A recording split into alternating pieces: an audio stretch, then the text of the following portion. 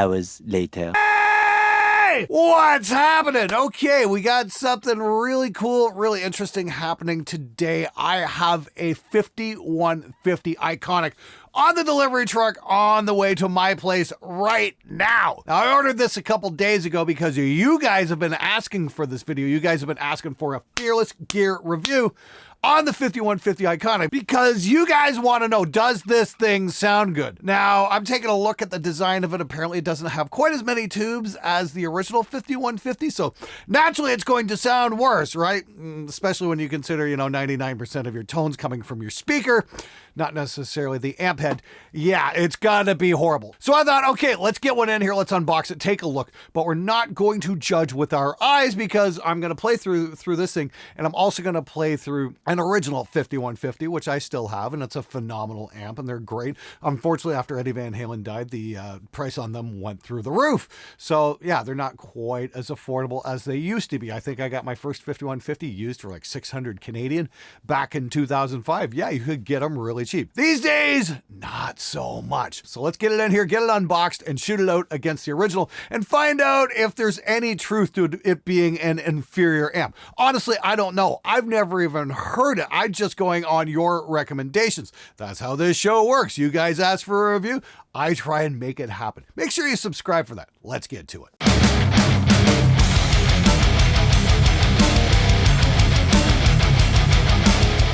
It's arrived! Hooray! Okay, here we go. Okay, so I did an Instagram post about this, and a bunch of you guys are saying it sounds really cool, but it doesn't quite hold up to an original 5150. We're gonna find out about that in a few minutes, but right now, let's pull it out of the box. Let's see what we get. Let's hook it up and hear how it sounds. Ooh, we get a manual. Single box here. It looks like it's just packed really nicely with some corner foam pieces. Not a double box or anything stupidly elaborate like that, which is cool. I much prefer a simpler setup, especially if I decide I don't want to hang on to this amp and maybe resell it down the road. I'll be able to ship it, that kind of thing. So, but yeah, it should make for a very simple unbox process. Last time I unboxed a full-size amp, I wound up cutting myself, and I learned something from that. Always cut away from yourselves, kids. Anyway, let's pull this out and take a look. All right, couple extra things in the box here. What do we get? Power cable, don't need that. I got about a million of those. And yeah, we got a foot switch as well. Something that I really don't need in the studio, but it's good to have. I'm just gonna keep this in the box here once again if I decide not to hang on to this thing. Not saying I don't appreciate the fact that they include a foot switch with the amp. I think that's awesome, especially for the asking price. That's a nice touch. I'm just not doing the channel switch thing all that much. It's either high gain tone or it's not. That's really how it works in here. All right, so we got some white Tolex here. I haven't seen that since the Joyo Dual clones video I did back in, 2016, 2017, something like that. We do have 4 6L6 power tubes here. They look to be by Tube Amp Doctor. That's cool, I guess. I thought we were only going to get 2 power tubes. Looks like we've got 4. It is an 80-watt power section, so believe me, that's more than enough to seriously damage your hearing. That should not be a problem at all. Now, we've only got 2 preamp tubes, and the original 5150 had 5, so I'm wondering if that's the big sticking point there among guitar players. Are guys kind of listening with their eyes when they shoot them out back to back, or is it true that this thing can't really hold up to the original? We're going to find out in a few minutes, but anyway, let's go over the controls here. So it looks like we've got power here, full and quarter, which is cool, if you're jamming in your bedroom, that kind of thing. We got 2 gain stages with an overdrive and an afterburner. What do we got? A noise gate. That's cool. I'm really hoping that works well. I've heard some mixed reviews on that. Got a 3-stage EQ, volume. What do we got? A reverb? No thanks. And a resonance and presence. Cool. Looks to have a few more capabilities than the original 5150. The original 5150 did not have a noise gate, so that's pretty awesome. Let's see what's on the back channel here. Looks like we've got a couple of parallel outs. We've got selectable impedance, foot switch, effects loop, pre-out, and an XLR out plus a power amp mute, which I think is going to be pretty cool. Now, looks like the XLR has a speaker emulation on it, so that's going to be great if you're playing live and you play in a show or something like that, and the sound guy has a 57 pointed at the floor in front of your cabinet. Instead, you could just give them the feed out of that. I'd really like that to be switchable. I don't know if that is or not, because if you're using impulse responses, that kind of thing, it'd be really cool to just be able to switch that off, work on an XLR input, and then, use your own custom IRs. I think think that'd be really great. Kind of a drag if you can't do that. It's kind of a missed opportunity in my opinion. Then you're going to need, you know, some kind of a load box like a 2 notes or a sewer or something like that, just so you can crank the amp up and get those power tubes working and get that sound that way. Yeah, remains to be seen though. We're going to check it out here. Let's throw it up on the desk. I'm going to plug this into my Hetsu Demon cab. We're going to mic it up with a SM57 and a JZ Classic 2 microphone and see what we get. Here we go. All right, so we are at the desk and I've got this thing plugged in. I've been playing with it a little bit, want to make sure, you know, I got my levels under control and kind of got this thing dialed in a little bit. And right now, oh yeah, I'm ready to rock.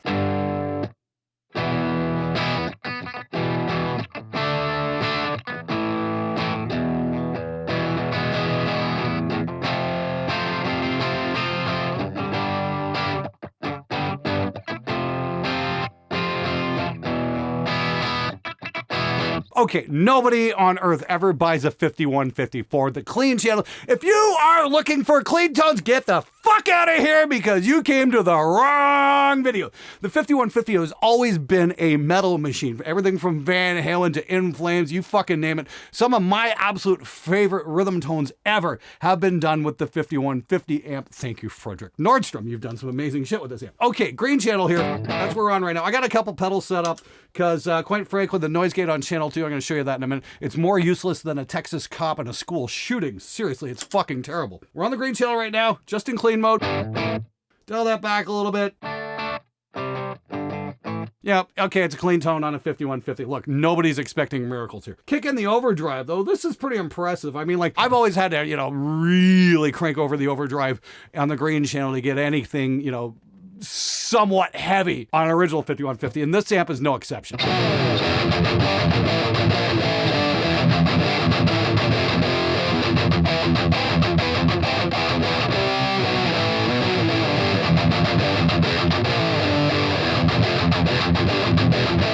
Not bad, not bad. Might be just a tiny bit on the bitey side. If I kick out an overdrive, ODO 808, that really kicks things up.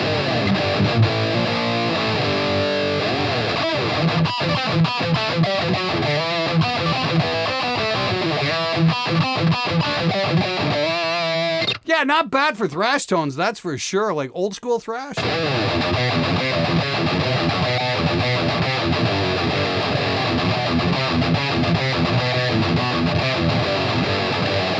Not bad at all. But again, the green channel is kind of its own thing. I think we're all here for the red channel. Let's just switch over to that and see what we get. Red channel, no overdrive. Oh, that's thick. That's actually a little bit thicker than the green channel. Honestly, without the boost, the red channel is pretty fucking sweet.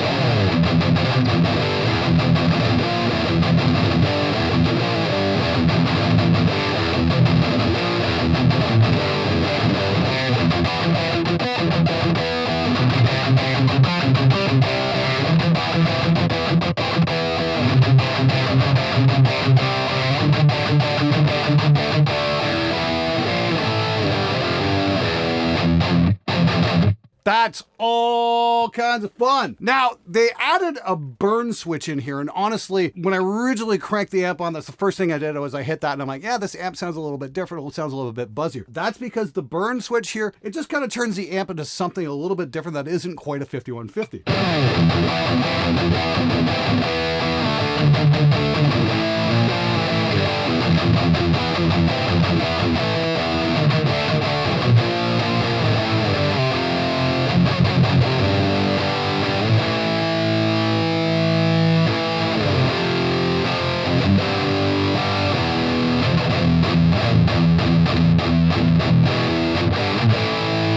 Truthfully, I like the burn switch off. I'd rather keep that off and kick on an OD 808, you know, the tried and true match for the 5150.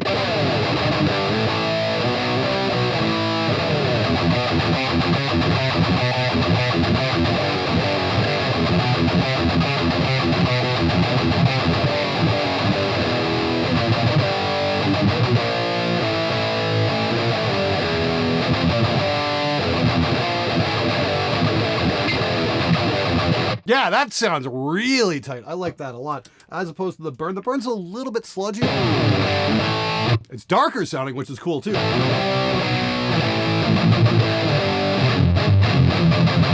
But it's a little bit gnarly. I think this might be a good blender tone. Like say, if you're gonna do 4 rhythm tracks in a mix, say you do 2 with the 5150 with maybe an overdrive boost, and then do 2 more with the burn switch in. But for those of you guys that are thinking, yeah, the 5150 Iconic doesn't do what the original does, turn the burn switch off. And yeah, it really does tend to do that thing.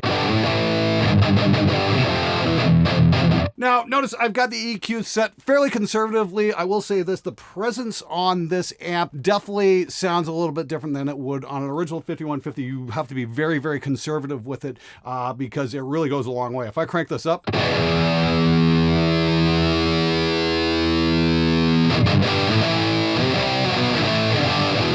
that's kind of nasty. You know, you used to be able to take the original 5150, bring back the treble knob,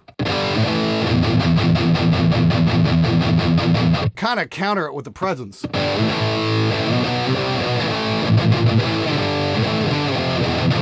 don't have any overdrive on here. No, that's just straight up amp tone. It's a little bright. So you can kind of see where people would complain about the fizz. Let's bring that back to something a little bit more sane.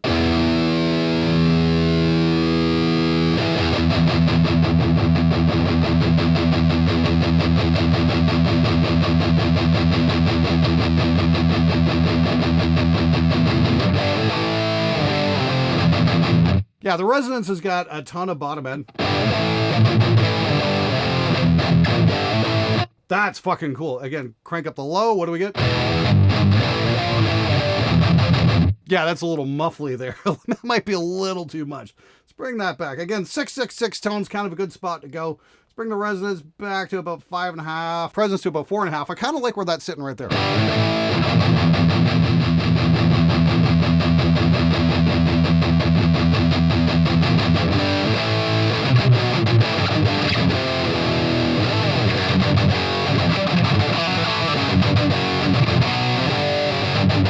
Yeah, bring that back just a tiny bit. Yeah, that presence knob is kind of the key right there. You're going to want to be very sparing with how much you dial in with this.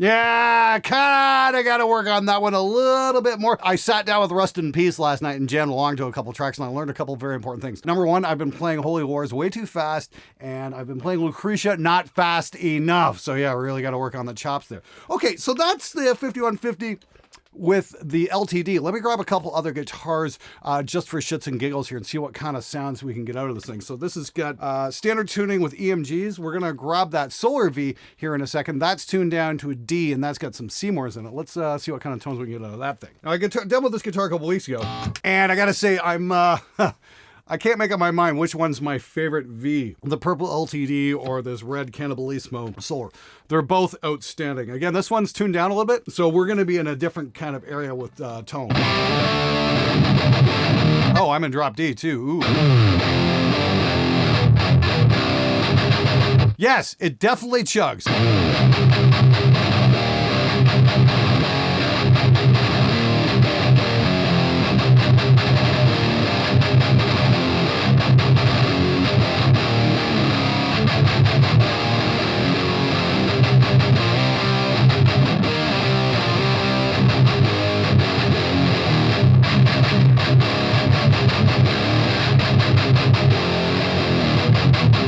Oh, that is nice. Not too bad at all. I would definitely be more than happy to put this amp on a client's record. Again, I don't even have an overdrive on. This is just the guitar tuned to like a CGC FAD kind of setting.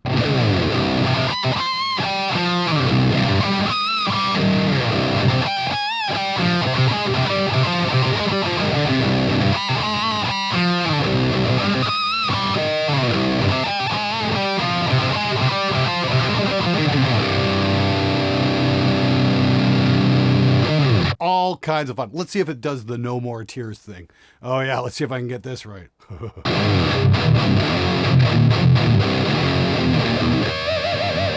Yeah! Oh yeah, really love what this guitar can do. I'm very, very happy with this.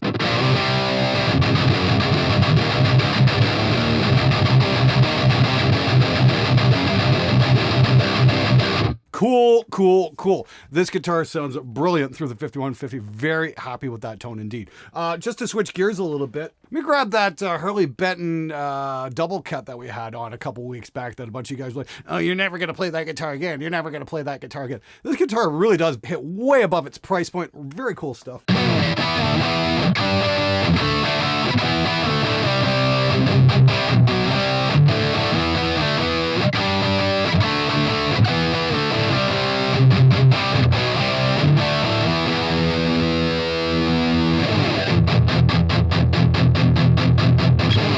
Yeah, that is kind of cool. Maybe these pickups aren't quite as high output as those Duncans, but yeah, this is standard tuning. I'm very impressed with the sound we're getting here. Throw on a little overdrive, throw on a little delay, give this thing just a little bit more of a boost, see what you get.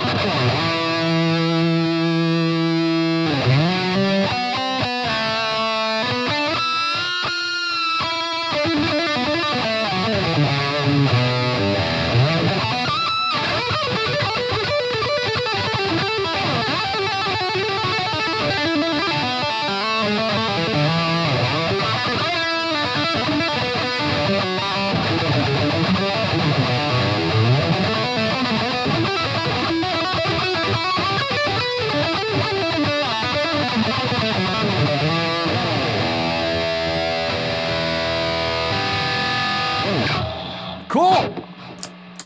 Yeah, not too bad at all. A little bit boosted. This guitar does just fine with this amp. This is definitely a sound I wouldn't be shy to put on a client's record. This amp's really starting to impress me with what it's capable of. Let me grab another guitar. Just be a sec here.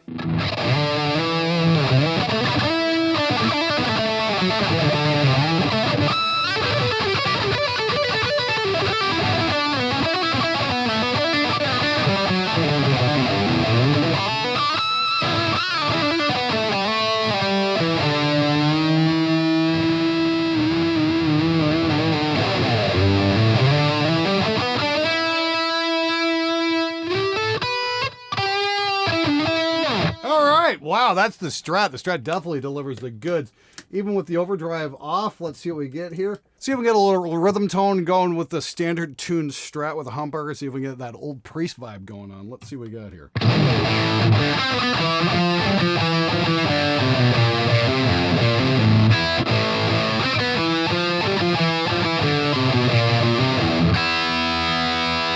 Please, guys, re-record that one. The world needs that song.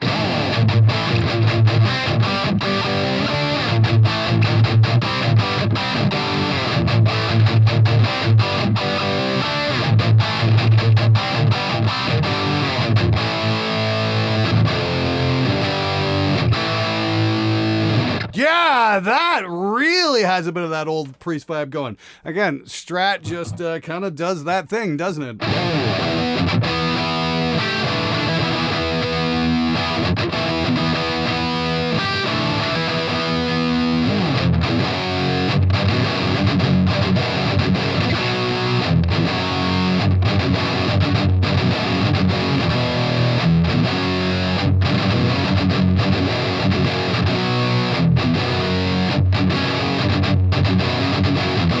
Cool. Yeah. Wow. Again, it seems like this amp can take just about any guitar you can throw at it, and it's going to work very, very well for the job. A little bit of lead stuff here. Let's see what we do.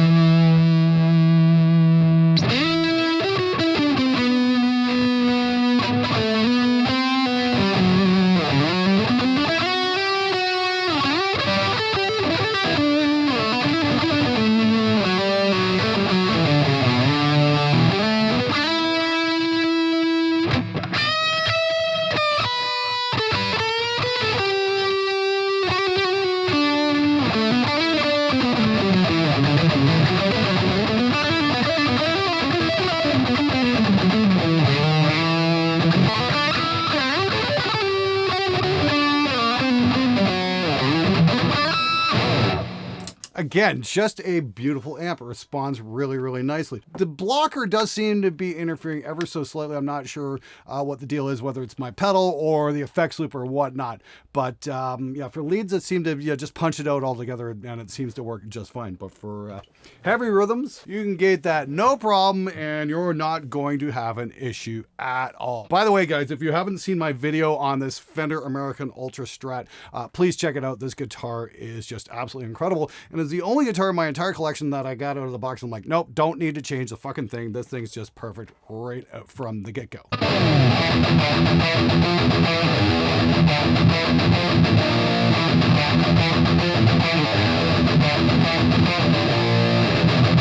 All right, let's grab one more guitar here. I'm gonna grab that Ormsby Fanfret 7-string, just so you guys can check out some of the really deeper tones.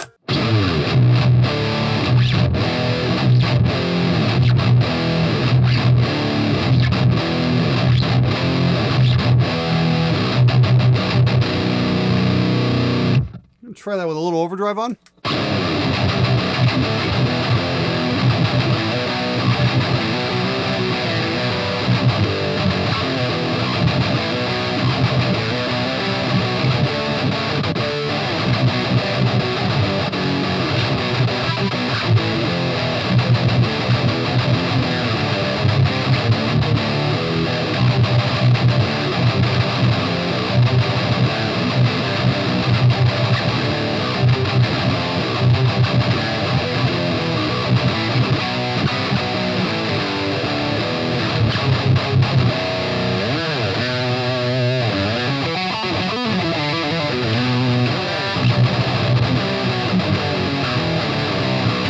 Oh, yeah, that's all kinds of fun. That's just freaking nasty. That's with the overdrive in place, and I'm sure if I turn the gate off, we're going to get a whole bunch of noise here. Might be due to my close proximity to the amp head as well.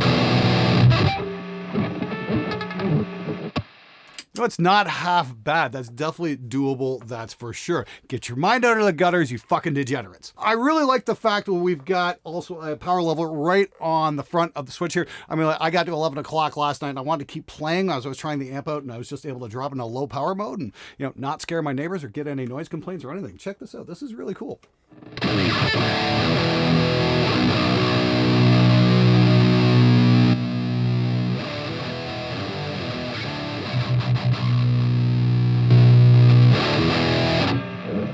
That's super convenient right there, just located just like that. That's fucking great. I love that. Okay, now I'm not gonna check out the direct connection on the back. That's not what I bought this amp for. I bought this to run it through a cabinet and mic up and work on clients' records, that kind of thing. Direct recording really isn't the thing. If I'm gonna do that, I'm gonna go grab my 2-Notes Captor X. Now, if you guys do wanna see that, I am gonna do a follow-up video on this amp in a couple weeks, because we're gonna do a shootout right now with this versus the 5150 original signature model, and we're gonna run it in the full mix with the 2 amps back to back, and I want you guys to tell me, with your amazing hearing, which amp is which, if you can even tell a difference. Now, here's the thing. We're going to do this without any visual cues whatsoever. There's not going to be any titling, nothing. I want you to use your ears, and you tell me which one's a 5150 original, which one is the iconic. I want to know if you guys can tell the difference without actually looking at anything and only using your ears. Here we go.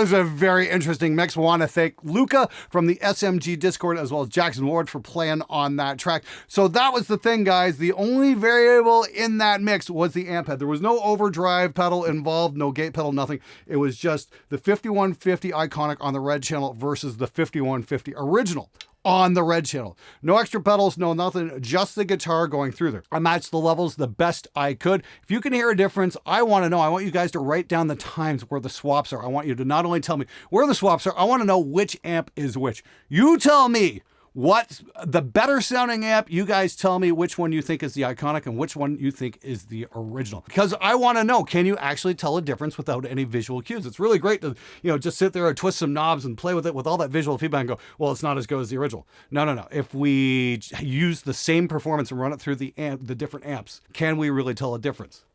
It's pretty fucking tough. Is there a difference? I'm noticing a slight difference, but it's not massive, that's for sure. And why is that? Because the sound comes from the combination of the speaker and the microphone. That's what's fucking critical here. Not so much the amp head, but the speaker and the mic. And the Hezu Demon cabs are fucking amazing. They give a very cool and unique tone. And I really like how they sound. So do me a favor, leave a comment and let me know what you think is which amp and when. And I'll circle back here in a couple weeks and we'll see if anybody actually got it. See if anybody could actually tell the difference with their hearing and only their hearing.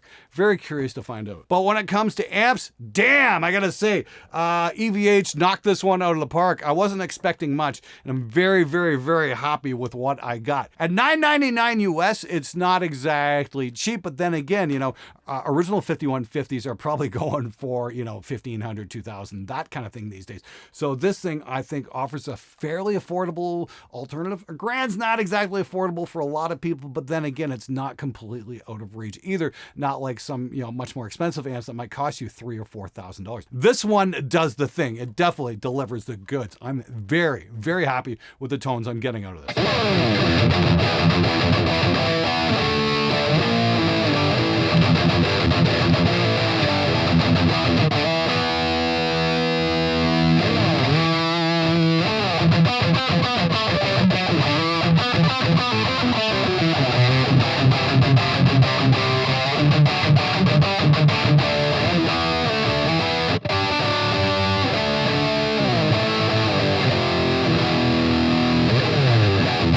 Very cool indeed. Super impressed with the 5150. You know what? I'm not sure what I'm going to do with this yet, if I'm going to turn around and sell it or keep it, because honestly, I'm thinking this one's pretty fucking good. It's seriously much more impressive than that ultra lame Line 6 Catalyst that I reviewed there a couple weeks ago. Before I go here, just a quick reminder that all Fearless Gear reviews are independently funded, meaning no corporation sent me this amp. I bought it with my own money so I could give you guys a real honest review about what I think. And in all honesty, I think it gives the 5150 original a serious run for its money, especially in a recording situation. If you're recording guitar at home and you don't want to drop serious money on a much more expensive version of the 5150, this one definitely does the job, and it does it very, very well. I can highly recommend this. This is like 2 thumbs up kind of an amp. I'm very, very impressed. Now, if you want to get your hands on one, I'll have some links in the description below. I've got affiliate links for Thomann and Sweetwater, so that way if you guys click on it, I can make a couple bucks, and it's super helpful. Fearless Gear reviews are funded through my Monday mix review, so if you've got a mix you're working on, you want to get some feedback, maybe a little bit of help, that kind of thing, and maybe some unwanted feedback as well, drop by on Mondays and you'll get some brutal honesty about not only your recording but your songwriting as well. Hopefully you don't put us all to sleep. Love to see you in there. Once again, that's Monday mornings and evenings. I'm up, gonna be up there for most of the summer, except for the last half of August and the first half of September, when I'm on tour throughout Europe, visiting various locations and manufacturers and that kind of stuff, as well as appearing at Studio Scene in Mannheim at the end of August. I'm going to be doing a drums masterclass there, and I'll be at a Guitar Summit in Mannheim the following week as well as Thomann Gearhead University. Hope to see you guys in Europe there on the road from time to time. Hopefully I'm going to do a couple fan meetups as well. Hope to see you guys out there. I know I'm going to be hitting a bunch of different cities. I'll be posting my schedule online just to let you know where I'm going to be. So yeah, if you want to hang out, I'm always down for meeting people, that kind of stuff. So hopefully we can make it happen. Anyway, thanks so much for watching, subscribing, all that kind of stuff. And believe me, if you want to see more Fearless Gear reviews, drop by on Monday and I'll be more than happy to take a listen to your mix as well. Take it easy, guys.